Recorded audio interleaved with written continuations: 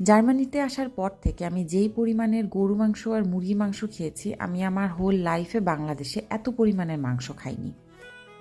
প্রথমত, জার্মানিতে শাকসবজি কিংবা মাছের অপশন একদম নেই বললেই চলে। আর তাছাড়াও প্রত্যেকটা শহরে বাঙালি দোকান থাকেও না। এশিয়ান কিছু দোকান থাকে যারা আসলে ডিমান্ড অনুযায়ী শাকসবজি মাছ নিয়ে আসে। তাও মাছের মধ্যে থাকে কাষ্ঠে গন্ধ, যেহেতু এটা অনেক বেশি পুরাতন থাকে। আবার সবজি মাঝে মাঝে আমি ঢ্যাঁড়স পাই, তাও থাকে পচা। তো আজকে আমাদের একবেলা একটু বাইরে খাওয়ার প্ল্যান আছে আমার আপুর সাথে।